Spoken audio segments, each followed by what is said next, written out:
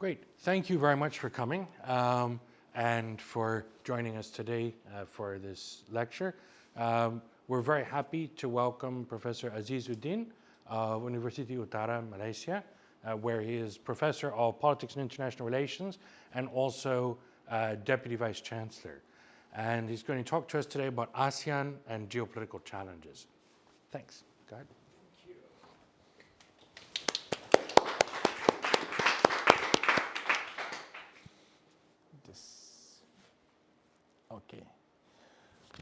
Okay, very good evening to everyone. First of all, thank you very much coming here to listen to the talk. And I think before I get started, probably I want to express my gratitude to the St. Catherine's College, Malay World Studies, and also Center for Geopolitics for inviting me to come here. It's very privileged for me to come here to University of Cambridge. Actually this is my second time coming here. The first time is in a conference about a decade ago, a long time ago. I also don't remember when, but now it's the second time. So as you know that been introduced by Bill, and that I'm you can call me Azizuddin or Aziz, from Universiti Utara Malaysia. And before I get started to discuss, probably you were wondering where is Universiti Utara Malaysia. If you're familiar with Malaysia, probably this is the view of my universities. And if you know the location of our university is just near to the border of Thailand. In fact, the border of the campus itself actually somehow at the same border with the Thailand, bordering Thailand. So it's very near to the southern Thailand borders. So that's the location of my universities. So basically we are the sixth university in Malaysia, and it's a big university, public university, and we also have quite a number of I think in terms of hectares, one can show to you. We actually is a big campus, about 1,061 hectares.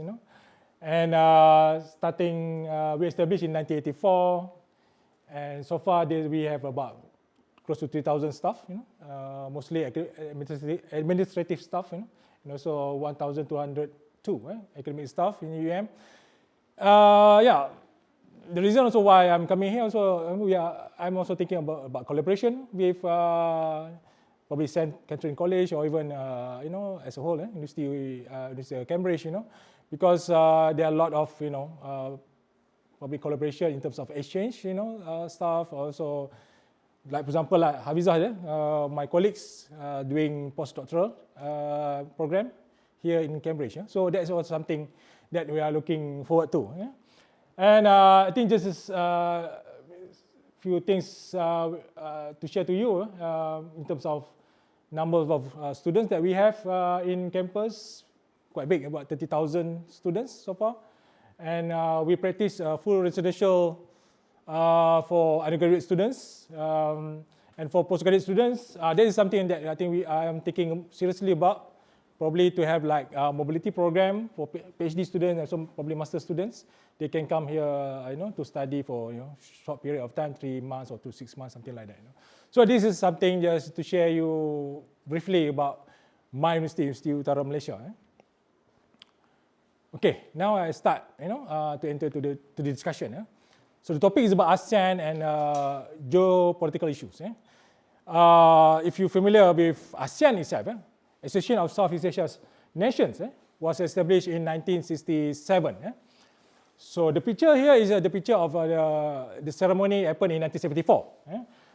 And since they're established, of course, the period actually during that time is actually the Cold War, when ASEAN tried to think about the security and the safety of the region itself. So that's why countries around the Southeast Asian nations, they assemble, leaders assemble together and discuss and try to come up with the best approach in order to deal with the Cold War situation. So one of the things that the idea came about actually to establish ASEAN. So that's why ASEAN was established, and it's talk about how the region can become a stable region and also to instill economic growth and social progress and so on and so forth. Okay, the debate now is about, if you notice the narrative now in Southeast Asia, actually, whether ASEAN can be a middle power. That's something that very interesting to talk about, because probably people know that Southeast Asian region itself, but probably we didn't realize the potential of the Southeast Asia region. So it's become more important and more crucial to the global economy and also at the same time global politics as well. So this is something that I think I will touch about mostly in my discussion. Okay, one of the reasons why I'm coming here as well because Malaysia is now is the chairman of ASEAN. We hold a chairmanship of ASEAN for this year, and Malaysia is not recently to become chairman of ASEAN. We used to be many times already, I think 4 times already before. And the last time in 2015 when I think the idea about ASEAN community was established, which is during our Malaysian chairmanship. So this time I think the only difference this time when the Prime Minister, which is Anwar Ibrahim, very charismatic and also thought-provoking prime ministers, and also have several ideas to see how big potential of ASEAN can be bring about. In order not to challenge the superpower, but more to engage and try to represent not only ASEAN but also the third world country, something like that. So that's why I think ASEAN become important, and also one thing that in the motto of ASEAN, the word inclusivity and sustainability being used, in order to project ASEAN as a whole. Later on, when I talk about economy, then I think I can explain for a few things that why I think ASEAN becomes so important in this context. Okay, the big question that I already raised earlier, with the ASEAN as a middle power. So, middle power. The meaning of middle powers are states with moderate influence in global affairs, strong economy, and robust diplomatic networks. As I think produced by, I think the idea is actually brought about since 16th century, but the concept or even theory itself is not really well developed. Even though the whole spectrum of the theory, international relation actually do discuss about the concept of middle power. So, and I think during the World Economic Forum, this is one of the statement made by one of the representatives from Southeast Asia, actually from Indonesia, saying that now is the best time for ASEAN, even though previously they've been discussed about Malaysia, for example, or Thailand, or even Indonesia as a middle power, but realistically, actually, the idea actually must be coming from ASEAN itself, because in order to engage with the superpower like US, later on we talk about Trump, US or even China, I think as a unit, I think ASEAN can be more representable and more powerful in dealing with the superpower. So that's I think things that are being shared by Dino Pati Jalal, founder or chairman of Foreign Policy Committee of Indonesia, that explaining about probably because the tussle between superpower makes middle power become more important in the current context. Okay, but in theoretical perspective I think you can trace the discussion about middle power from several theory. For example, like really liberals also talk about the emphasis of agency and middle power foreign policy, because they can see that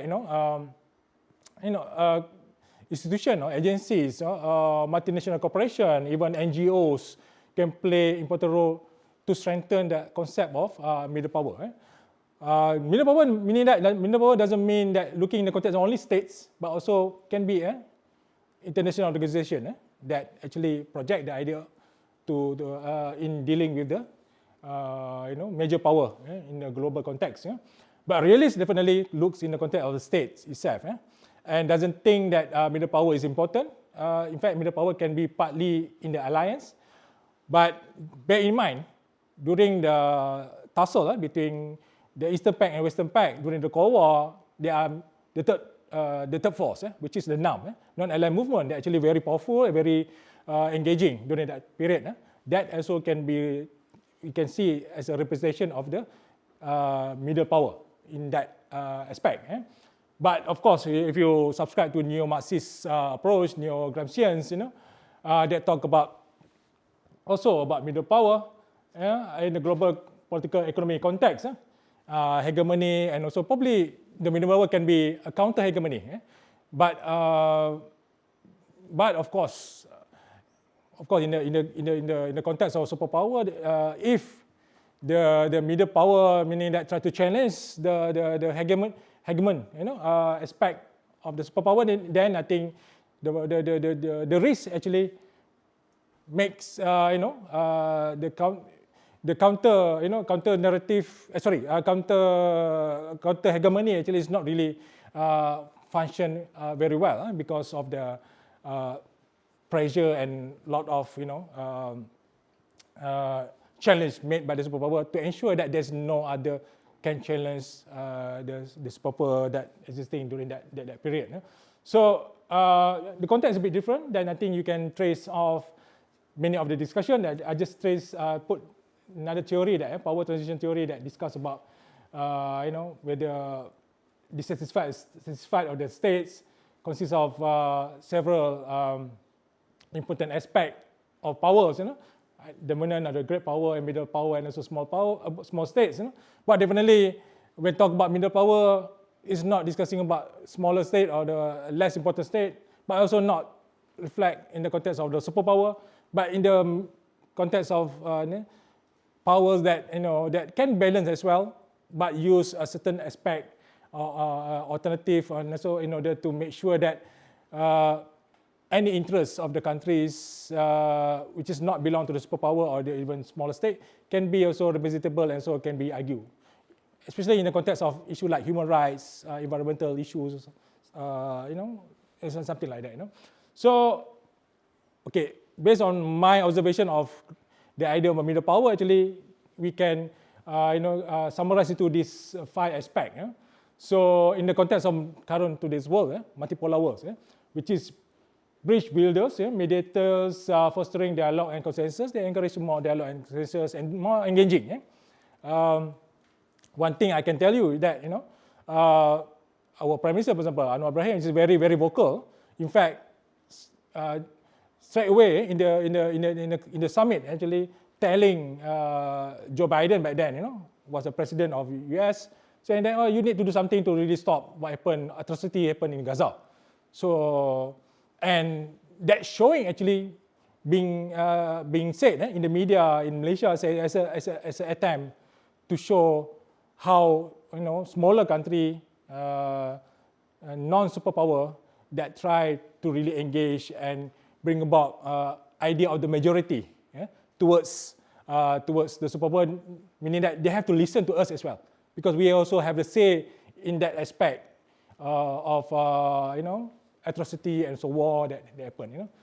So coalition builders collaborate through forum like G20, ASEAN, and definitely ASEAN is a forum that debates on a lot of issues with many countries, and balancing power, maintaining equilibrium in international relations.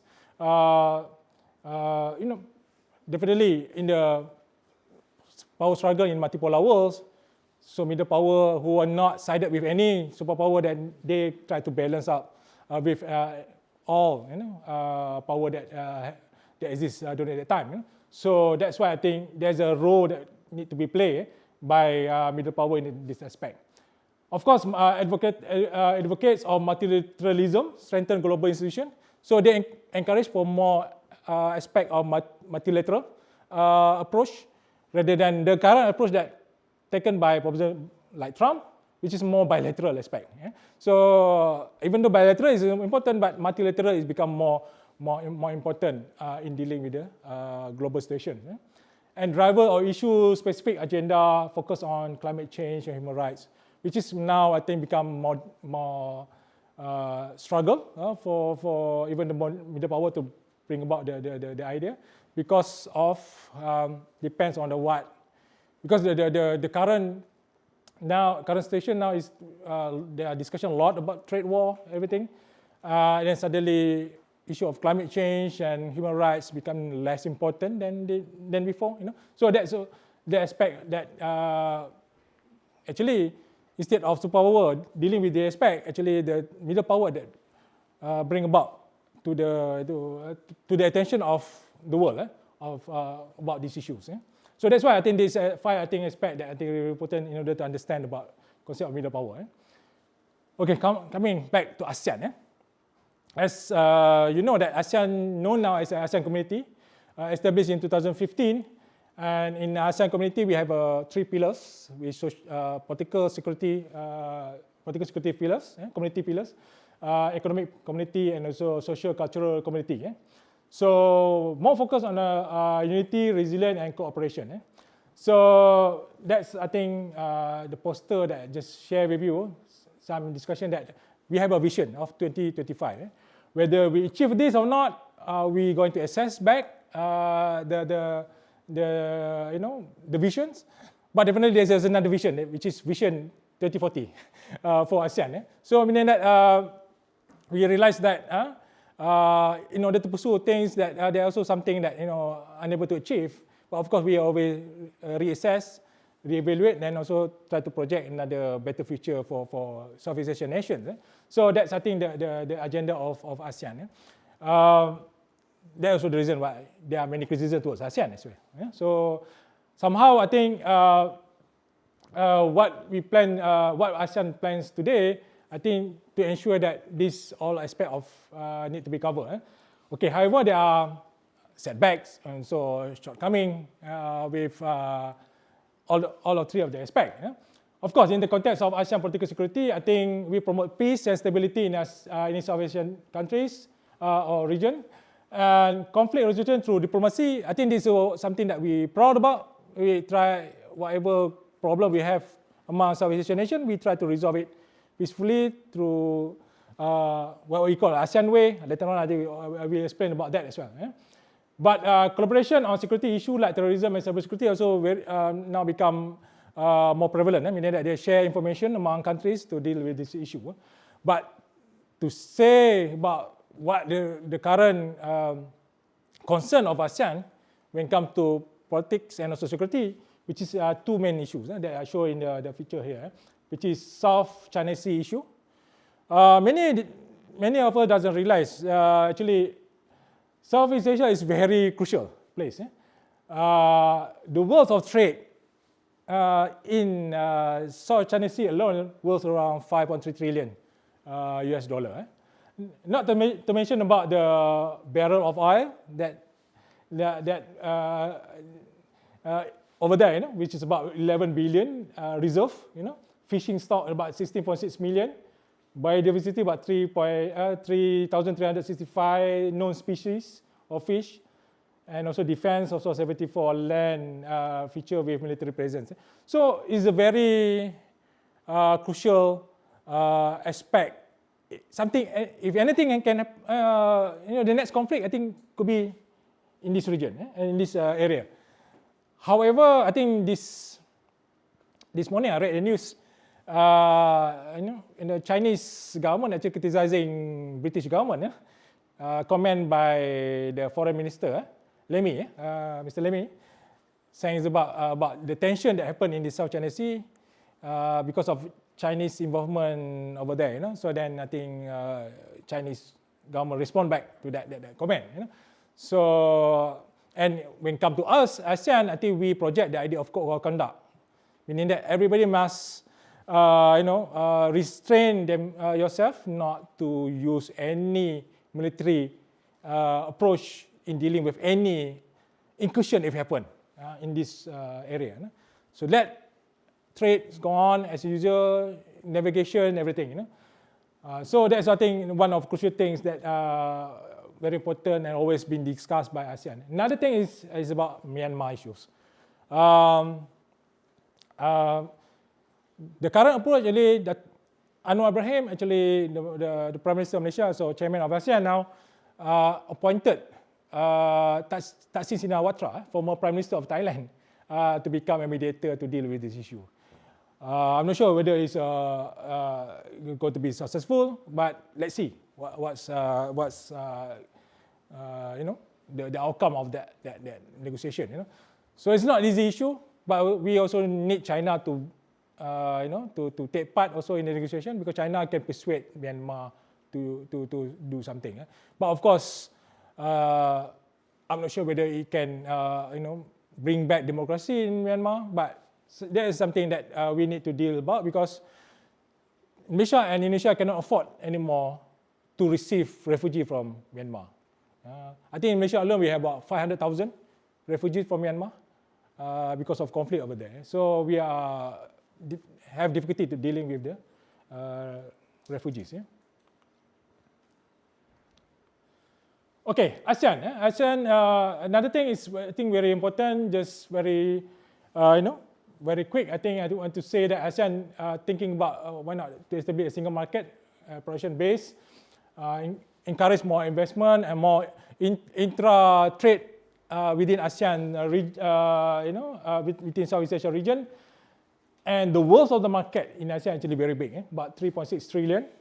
And because of that, we have a population about more than 600 million people, meaning that it's a very big market. So that's why, the trade route is Strait of Malacca alone is worth around 3.5 trillion US dollar. So meaning that anything happen in Southeast Asia actually will make world into recession. If war happen in Southeast Asia. So that's, I think, how important, and many of our ASEAN leaders know about this, the situation, which is very crucial. Okay, and when it comes to social cultural community, I think ASEAN try to encourage more people-centric approach, even though a lot of criticism saying that it's still state-centric, But of course, in terms of people-to-people engagement, I think more prevalent, I think, nowadays compared to before. So that's, I think, very important thing. For example, health tourism, for example, become important. Educations also always become important. Exchange of culture, a lot of activities actually cover in this aspect. So in order to make, I know there's a difficulty of language, for example, in engaging between peoples, but of course in overall, more or less they understand each other, because the culture is not so different between all of the people in the Southeast Asia nations. Okay, ASEAN-centric approach. Okay, these are things that I want to highlight.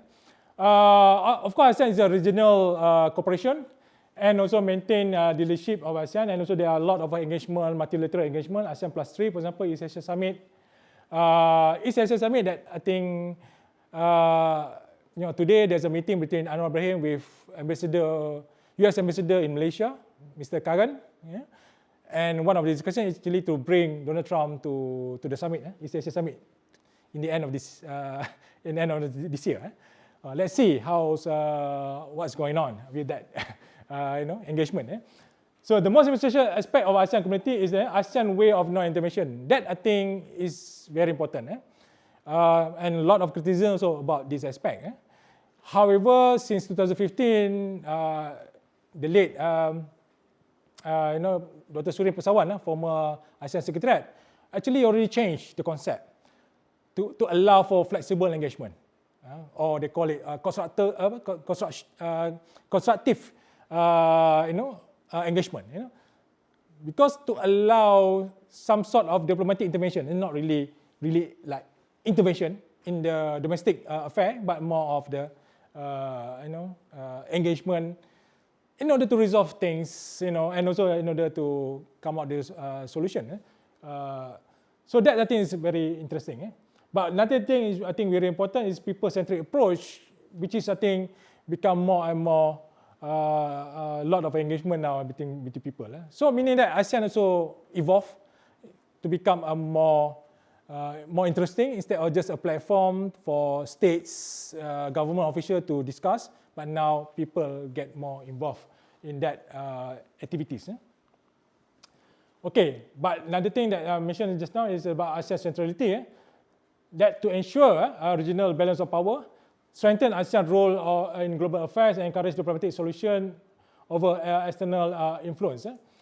This, I think, the concept of ASEAN centrality has become very important because ASEAN countries realize that they are small countries. They are not really big, even though Indonesia actually bigger than US in terms of range wide of the countries.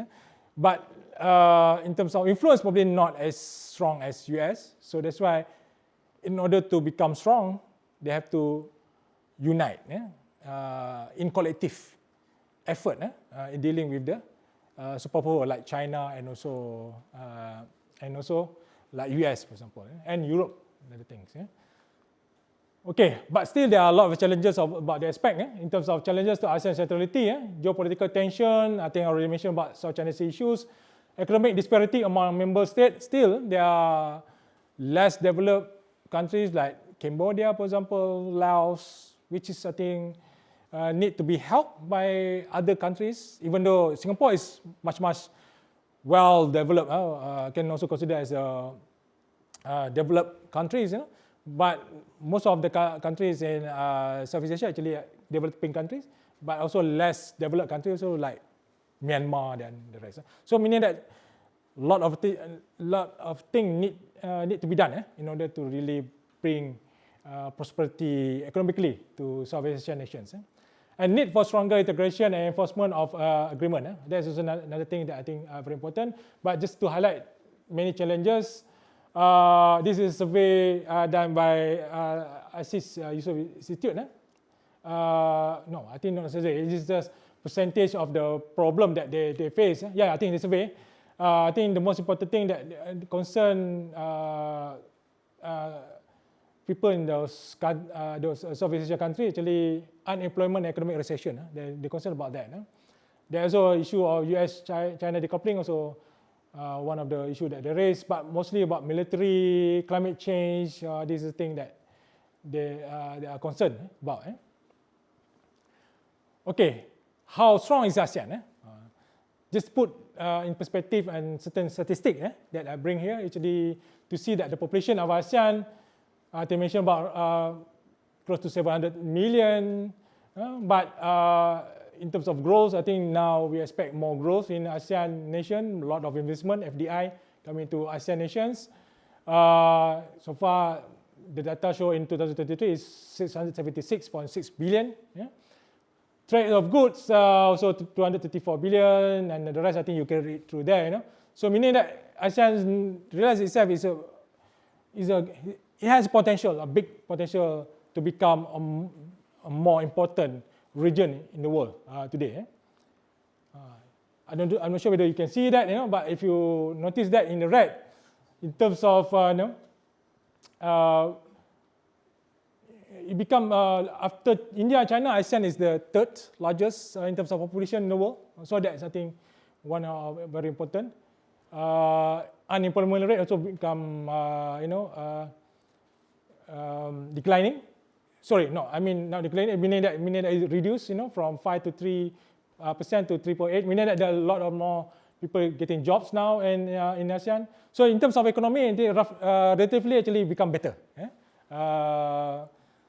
Until 2023, even this year as well, last year as well. So, in terms of economy, ASEAN is now number 5th, 3.8 trillion position, number 5th largest in the world, 3rd largest in Asia. So we know our potential in Southeast Asian nations. That if we are united, I think we can be strong and can play our major role as a middle power. Okay, so the problem now that we are facing, come back to geopolitics, which is global uncertainty. We don't know yet. Or one thing is that I think very interesting is we don't know yet what Trump will behave in dealing with ASEAN. So our concern now, because there are a lot of tariff, trade war now. our concern is actually the price of goods, for example, will increase and it will trigger inflation. So that's the main concern now among ASEAN nations. And you know, the narrative that actually coming from China as well is not really, we concerned actually about the narrative, because it seems like, you know, like China said it's ready for any type of war with US. Why you have to mention about this, you know? So it make the world become more unsecure today. So this is the things that we have to project in many countries in Southeast Asia, you know, to see what to expect and what not to expect of the policy actually coming from US. Okay, this now I talk about Trump a bit. So US credibility and trust in the region is eroding actually. There's a survey done by Institute of Southeast Asia Studies in Singapore saying that people now think that you know, they cannot trust it anymore, US. You know, they worry that something might happen to them with the current policy that the US government tried to project. You know, and okay, his first administration, Trump has shown no interest in South Asia. Trump imposed trade balance. This, I think, if you able to flash back, when he was first time as a president of US, Trump 1.0, one thing that Trump did actually to ensure trade balance between countries in you know, Southeast Asia. So, for example, like my country, Malaysia. Okay, my country, Malaysia, actually, in terms of trade between Malaysia and US, actually about 80 billion US dollar. 52 billion actually belong to Malaysia, meaning that we export more to US. Just about 27 plus billion actually US export to Malaysia. So meaning that if trade balance is still in the agenda of Donald Trump, so we have to do something to balance out the trade. So how we can do that? You know? So that's I think the big question that now we are thinking. Hopefully that trade balance is not in the agenda of Donald Trump.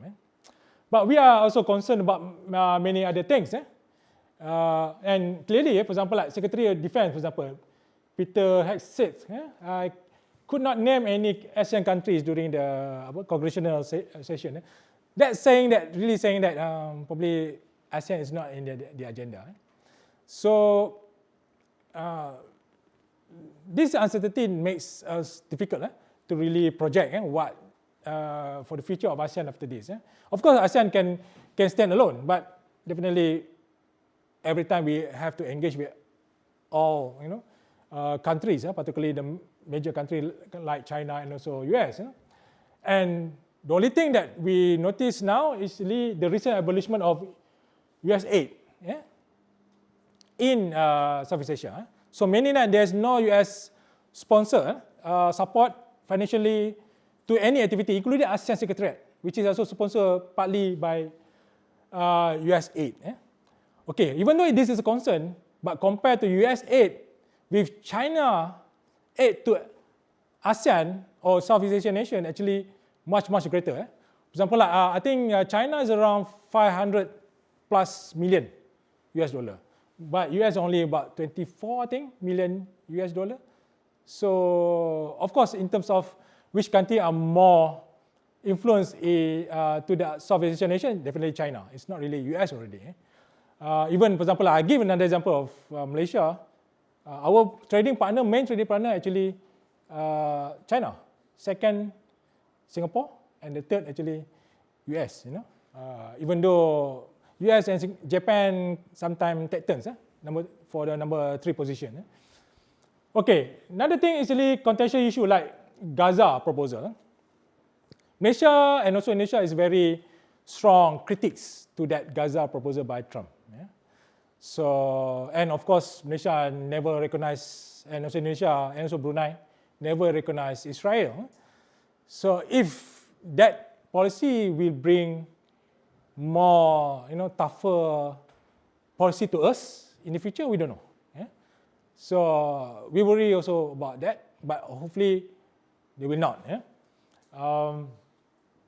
China as an ASEAN main trading partner, I already mentioned to you, but when it comes to BRICS, another issues, yeah? Because Malaysia actually is an associate member for BRICS, but Thailand and Indonesia are already member of BRICS, yeah? So if Trump going to sanction BRICS countries, then I think probably will involve Indonesia and also Thailand, yeah? And what else? We can say about energy for security, like in the case of Ukraine. That's another issue. Energy, natural resources become bargaining tools for Trump. In order to help Ukraine, you have to give us your natural resources, like nickels, what else? RE, rare earth elements, for example. And the biggest stock of RE, for example, actually in China and also Southeast Asia. Is that going to be a bargaining power also for Trump to ASEAN in order to secure security in South China Sea, for example? If that trade-off by Trump, then it brings concern to us. I think this will let many of Southeast Asian nations become no longer trust the US and probably become more friendly to China after this. So that's, I think, a big concern.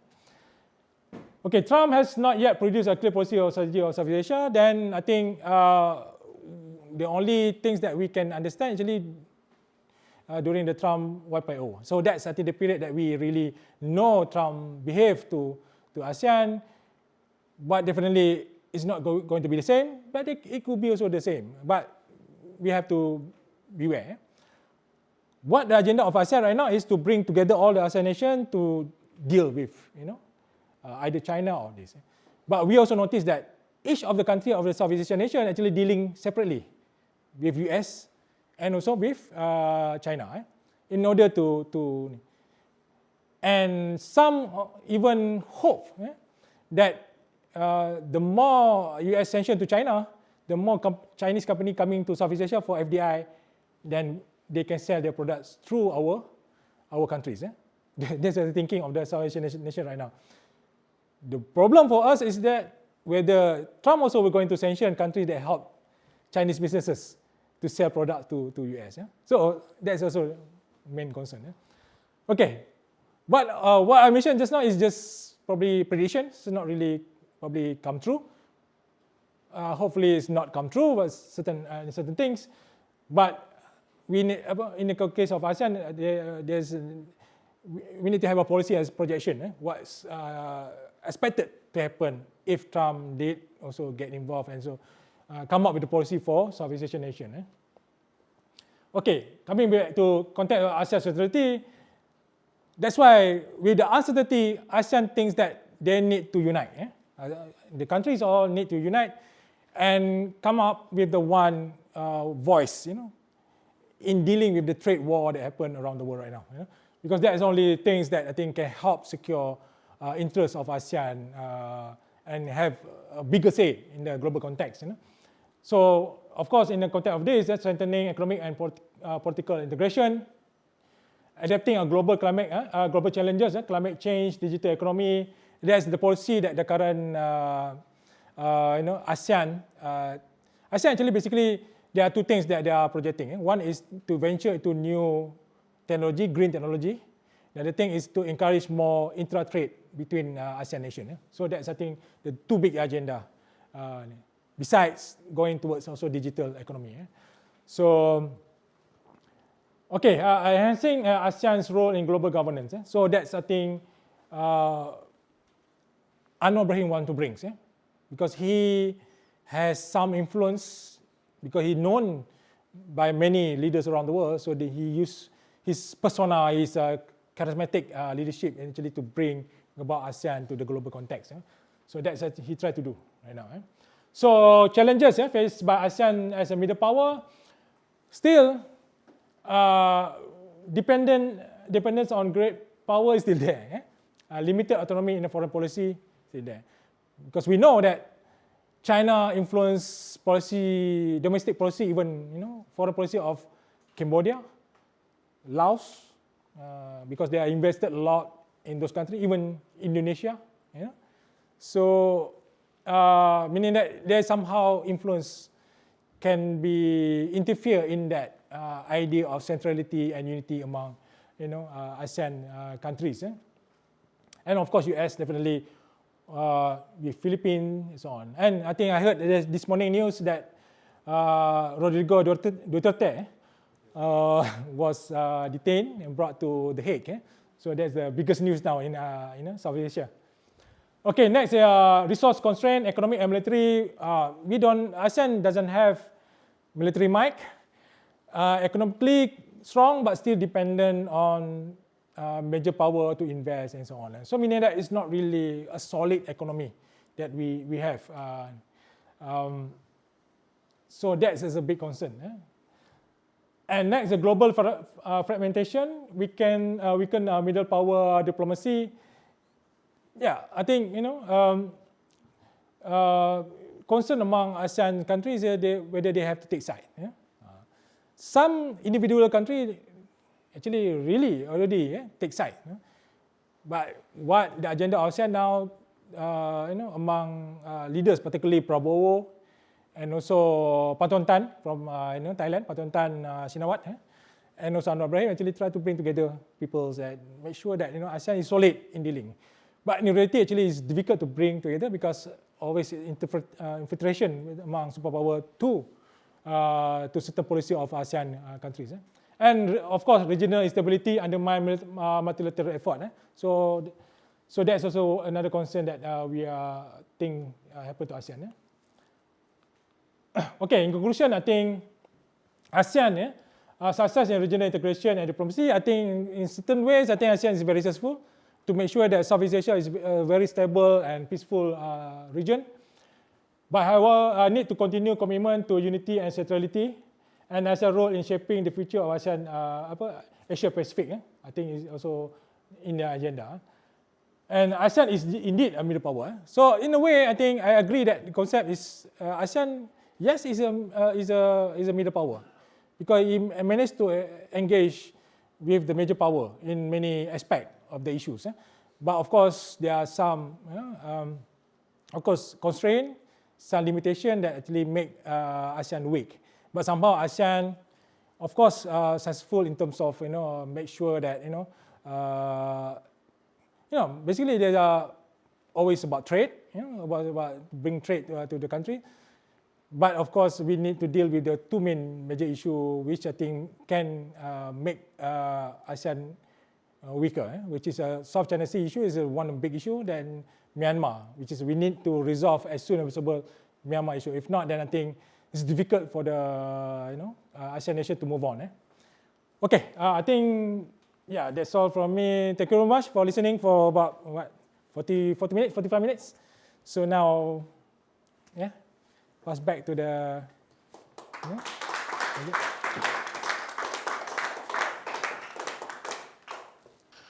Okay, thank you very much for a really interesting talk. I guess I'll start with a couple broad questions that maybe you can speak to, and then we'll open it up for a few minutes of Q&A from the audience. So the first big question I would ask is, how can ASEAN act as a coordinated security actor when ASEAN member states have active security conflicts with one another? Okay, this I think the difficult question actually, even to explain in the context of this. You need to understand, ASEAN actually is a platform for all member states to come and to discuss, to come up with a solution in order to resolve many conflicts. Of course, there's a conflict. I think the recent one is when Philippines draw the new map actually of the sea, because they're in the Hague, the permanent arbitration in the Hague, permanent court of arbitration in the Hague in 2015 or 16, something like that. Actually, already there's a dispute between China and Philippines, but of course China didn't recognize the court, but Philippines managed to get disclosure or even decision made by The Hague, who owns what territory in South China Sea, for example, and somehow there's an overlapping of that to Malaysia, and actually Malaysia raised a concern to the Philippines about this aspect. So of course there's a no incursion between two countries, but definitely there's a conflict.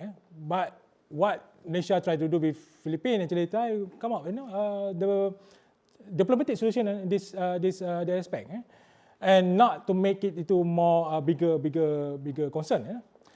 But of course, I think Cambodia and Thailand, for example, still have an issue of Theravada temples, so on.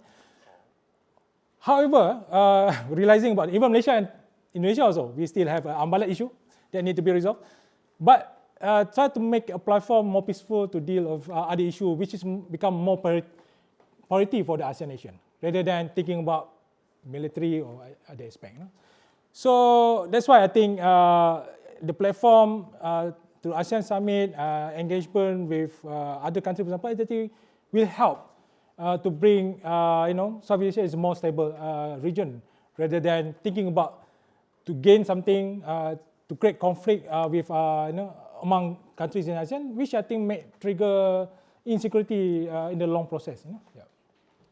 Just to return very briefly to the Court of Arbitration decision in The Hague in 2016, my understanding of that always was that, the Philippines, China, and Malaysia are all signatories to the United Nations Convention on the Law of the Sea. And in that context, the dispute was brought over the fact that China was trying to use features rather than islands. And it's very important, what's the difference between a rock, a feature, an island, a reef, all of these things. Trying to use features as a basis for claiming territorial waters in areas that otherwise would be well within the Philippines' exclusive economic zone. And the ruling of that court was indeed in favor of the Philippines case, which said you cannot use such features as the basis for territorial claims in the sea, and that areas, for example, like the Second Thomas Shoal, are clearly within, therefore, the Philippines' exclusive economic zone. Now, China's not recognized that, despite being a signatory to the convention, which is problematic in terms of international norms and structures. Are you saying Malaysia also doesn't recognize the United Nations Convention on the Law of the Sea now over this? Or? No, I think Malaysia always recognize the UNCLOS, and of course, you mentioned about China claiming with a 9-dash line, I think is ridiculous for me, personally, I think, because you cannot simply claim based on historical fact happened a long time ago. You need to go to the current, agreements. Of course, when it comes to Malaysia, also our claim to certain territorial water, for example, based on EZ, for example, and continental shelf, also through UNCLOS. But of course, Philippines is a bit different because there are provision of archipelagic provision that they are used. That's why. When they try to draw new, map, that's somehow overlapping with certain territory, and so, territorial water with Malaysia. When it comes to Malaysia, I think we recognize UNCLOS, but we never gave any statement about the decision made by the arbitration court. But of course, we evaluate and try to find a solution in this dealing. But I think the issue now that I think the main priority for Malaysia is not to make that issue that will jeopardize the relation with either China or Philippines. Try to think of other things that more become priority for us. So that's why I think in the debates in ASEAN, there are a lot of discussion about trade actually. It's not really about sovereignty or or claiming of territory, particularly in South China Sea. So of course we know that issues, but not to focus on more the issue, but bring the issue to focus on other things which is also very important for the peoples. I think issue of trade and economy. But isn't it though, just to return to that maritime border issue, isn't that a separate issue? And what you're referring to, I think, is a dispute over where to draw the boundary, essentially between Sabah and Mindanao. And that would be separate from whether or not to use features the way that China's trying to do on the west side of the Philippines, essentially. So is there, I mean, it seems impossible actually for Malaysia to protect its interests, avoid any dispute with the Philippines, and also appease China over its claims in the South China Sea. I think Malaysian government also already mentioned that they never recognize actually the China's approach and also in terms of 9-dash line itself, because of course overlapping with territory that also we are claiming. Definitely we don't recognize China's demand, but of course I think there are many incidents that our vessel actually for drilling of the oil in the South China Sea, I think being harassed by the fleet, by Chinese fleet, I think, and I think later on we have to ask for help from the U.S. Navy to secure the security of that area. So in a way, actually, we know that issue, and from time to time, so China's military actually also enter into our airspace, in Sarawak. We know about that, and we issue diplomatic, I think letter to China. But of course, we realize that it's not end of the world in the issue. So we need to think of other aspect which is a concern by Malaysia, because we know also China is our biggest trading partner, and we don't want, of course, I think our Prime Minister, I think, visited China, I think 2 times already, and well received by the government over there. So in terms of relation, relatively, actually, we are very good with China, and also very good with US. But in a way of this issue, we always use diplomatic channel in order to deal, not to go overboard, claiming territory that I think later on make that a particular issue become conflict between two countries, which we are trying to avoid.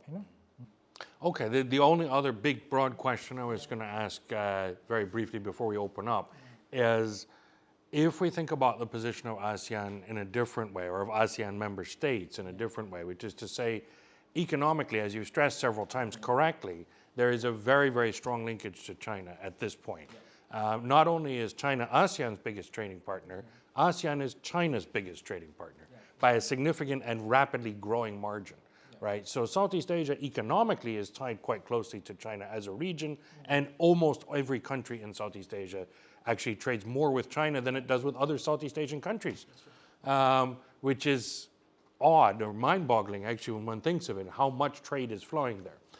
But then if we think about in security terms, with the exception of a couple of countries, Myanmar, as you alluded to, also Cambodia, Laos, but other than those that have a very strong security link to China as well, although very problematic one in the case of Myanmar today or Cambodia historically, most Southeast Asian countries are at best ambivalent about China in security terms. Some are afraid of China in security terms, like Vietnam and the Philippines. Others maybe want a better security relationship with China, but at the same time have really strong existing security ties to the US and the West, like Malaysia, Singapore, Indonesia, for example. So how does one navigate that and still steer towards protection of this economic interest as well as sovereignty and security as a collective unit of ASEAN? Yeah, I think, like I mentioned in my talk just now, in certain aspect actually, it's strong, it's important to ensure the centrality, the concept of ASEAN centrality and the concept of ASEAN as a unit is very important. In order to ensure that all ASEAN countries in the same interests, in order, even though mostly what they can agree upon actually is about economy and trade.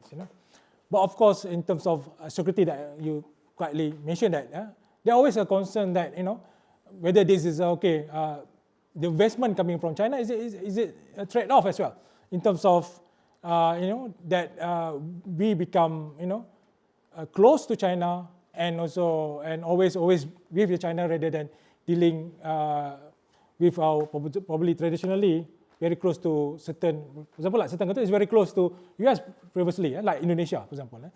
But in reality, we understand that the power of China in investment, I think, so great in terms of lot of development, for example, of the South Asian country.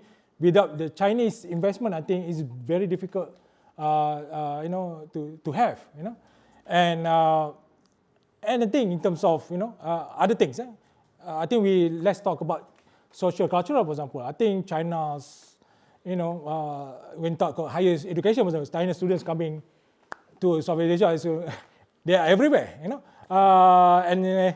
and help actually to make, for example, like certain countries like Singapore and Malaysia to become hub of education in Southeast Asia. So meaning in a way, instead of thinking about hard power, soft power prevalence in this aspect, and we realized that it's not easy to really unite all the Southeast Asian nations, when talk about aspect of politics, for example, or even, I think the more easy way to talk about between countries is really in terms of issue of economics and social cultural. So that's, I think, how ASEAN try to ensure that we can be in unity in this aspect. But when politics, we have to take time, take a process actually to find a solution, even though probably there's no solution. In the case of Myanmar, I don't think there's a solution to that, unless Myanmar accepted to really reconcile or to bring back a democracy, which is, I think, difficult to see in foreseeing future, in the near future, But of course, I think in a way, China now, when talk about, digital economy, everything, I think China's influence is massive in Southeast Asia. So we cannot stop, it's a juggernaut, we cannot stop them to come and embrace them. Of course, in a way that we always have to beware of whether there's a kind of trade-off also to us in sacrificing some of our sovereignty to them, which I don't think yet to happen, because China really always about business and not really thinking about the expansion or whatever until today. One last tiny follow-up based on what you've just said, because in the talk you highlighted a few times the way that the Gaza war and the situation in Palestine, Israel, has influenced perceptions of the United States and of the West in Malaysia and Indonesia as well, quite starkly. And I think that absolutely that's the case. Every source says that this is very much the case. But then, based on what you've just said about this sort of social cultural affinity and soft power with China, why has the Uyghur issue not had a similar effect in terms of creating a negative perception of China in Malaysia or Indonesia, do you think? And why is Xinjiang so different from Gaza? Okay, I think Xinjiang, Indonesia take a more strong, I think, position against China. Sorry, I think Malaysia, no. Even less strong position against China, because I think there's a vote in the Human Rights Council, about 2 years ago, I think, with regard to Xinjiang issue. Actually, Indonesia against the move to sanction China on that issue. So meaning they take position. But when it comes to Malaysia, we abstain in that decision, because we believe that's the issue of domestic issues in China, and we don't want to intervene or perceive to be intervene in the domestic issue in China. So that position that Malaysia make right now. However, when it comes to Gaza, of course, I think that's a long, I think it's a historical, aspect of that, because the position made by Malaysia is not recently. Long talking about few decades ago, since independence, that always supporting Palestinian and decided not to recognize Israel because of that. And when war happened in Gaza or even West Bank, I think, of course, Malaysia and particularly Indonesia as well make a strong, stand against atrocity over there. Of course, against what we call is genocide happen over there. So that I think how we are seeing the issue different. Because we see the issue of Gaza is an occupation, but when it comes to issue of Xinjiang, I think is a more of a domestic problem that also happened to other countries. Myanmar, for example? Yeah, Myanmar also happened. Thailand? Yeah? Thailand even? To some Thailand, okay. Thailand, when it comes to southern Thai issues, Malaysia get involved because that invitation from the Thai government that we become mediator for that peace process. It takes, I don't know how long, about 3 decades already, I think. Yeah, a very long process. It's not easy actually to resolve. Similarly, what happened to Bangsa Moro in Mindanao, Philippines, it takes about, I think, 2 decades to resolve. Until now, when Bangsa Moro get recognized by the government. So it's a long process actually for peace. Yeah. Great. Well, thank you very, very much. Let's open up to the floor if there are a few questions. With the US pulling out, is there a void that, I mean, it sounds like there's not going to be given the dominance of China, but is there a void that other actors like Japan or even the UK, given that we've got with the Indo-Pacific strand of the Centre for Geopolitics, like the tilt to Indo-Pacific, is there a void to be filled there? And to what extent has the UK's tilt to the Indo-Pacific policy materialised or failed to materialise on the ground in Southeast Asia? I mean, obviously there's the ascension to the CPTPP, but beyond that, is there anything? It'd be interesting to hear more about UK and Japan's role. Thank you. Let's take a few before, yeah. So you mentioned ASEAN as a middle power, or maybe even Malaysia as a middle power, and there's been some discussion about this idea that Malaysia probably should qualify, but it's been underperforming due to various political crises going back for the past few years. Do you think Dr. Seri Anwar, as Prime Minister, has restored Malaysia's status as middle power maybe by having this kind of very robust foreign policy engagement with a variety of actors? Or do you think maybe that's a bit too much, and actually there's been some domestic kind of backlash to him maybe engaging quite a bit with foreign actors, but maybe ignoring some issues domestically at home? So, thank you. So maybe if there's one more. Is there one more question? Yes, in the back. My name is Ümit. I am from Turkey.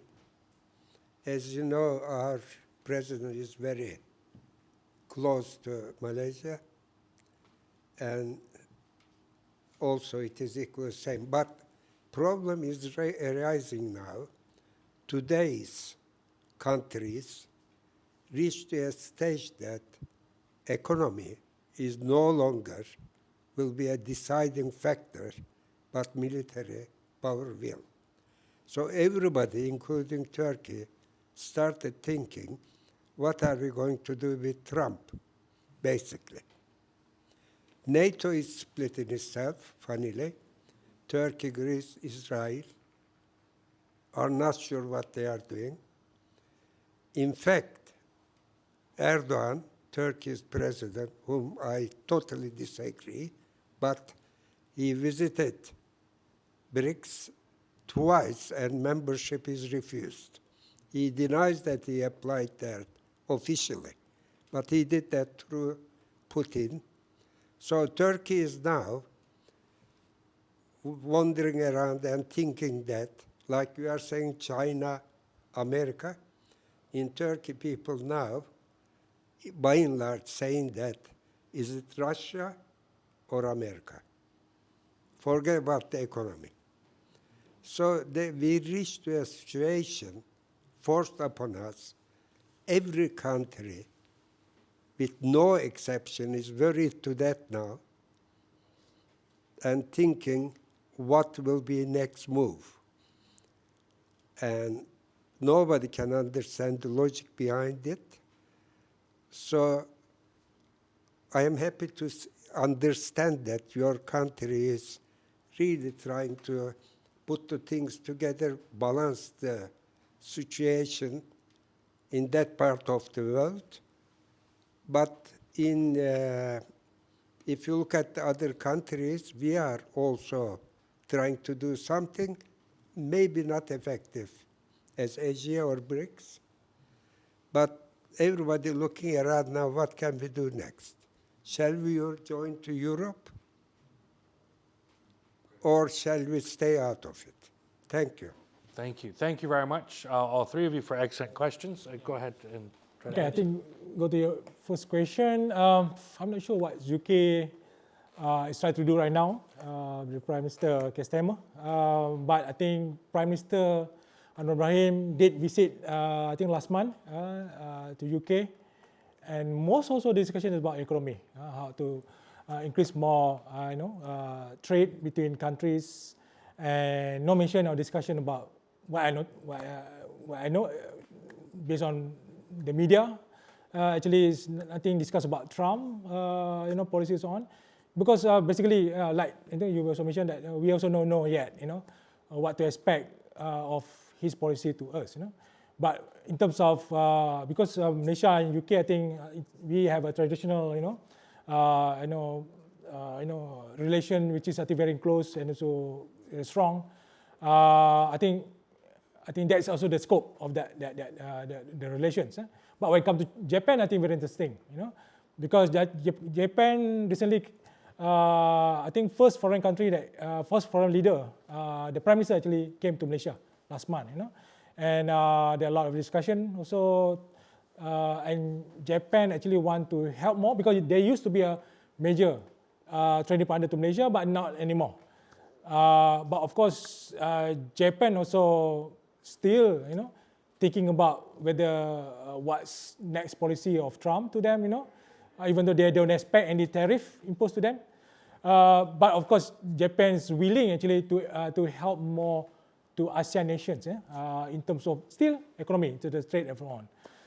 Okay. Other than that, I think nothing much that I can explain about UK and coming back to your the second question is about Anwar Ibrahim. Yes, I think Malaysia always known very vocal to express to of concern of the third world country, for example, on many aspects of the issues, and of course Malaysia now relatively actually stable in the government, even though last few years since 2018 we are keep changing the prime minister, keep changing the government, make less control, but somehow since 2022 election we are stable, and because of the stability of the government, that's why Anwar Ibrahim can focus more to bring about Malaysia and even together with ASEAN as a middle power. So that's why Anwar now engaging a lot. I think he travel a lot, globetrotters around the world, meeting world leader, and recently also in Davos he talked about many issues. Israel-Palestine issue always in his agenda. But of course, Malaysia actually is a country that is a small country.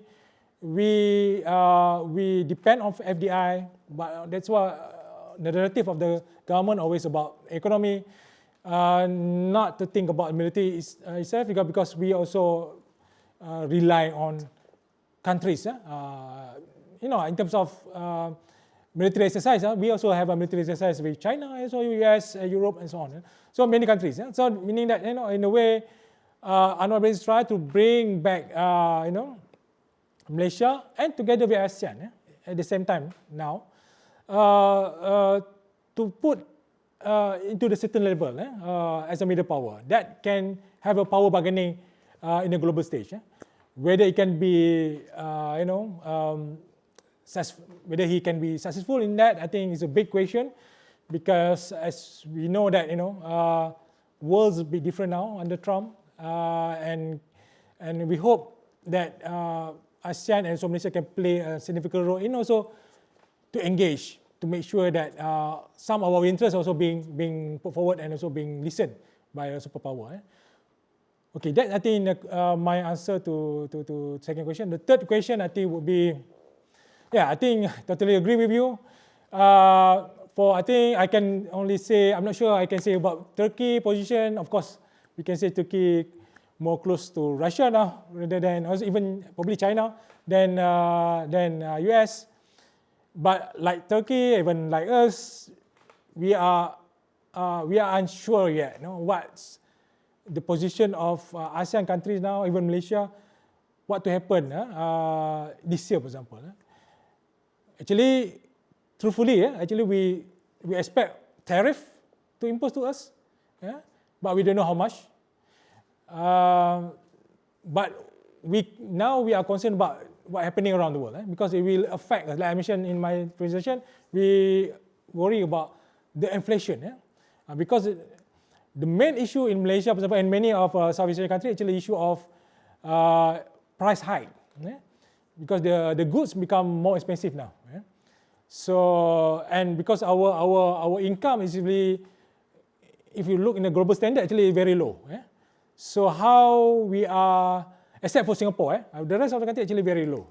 So that's why we concerned that if there's a price hike happen, it will make our economy struggle actually, as an individual country and also as ASEAN as a whole. So that's why I think I discussed with Liana just now. So even in Singapore, so they're concerned about this. So it's a big issue, and hopefully that Southeast Asia country can able to deal with this expectation. So yeah, I think we'll still wait and see what's going to happen, but we put some measure actually to deal with the issue when it comes. Excellent. Thank you very, very much for a talk and for thorough engagement with lots of interesting questions. Thank you all again for coming, and good evening. Thank you very much.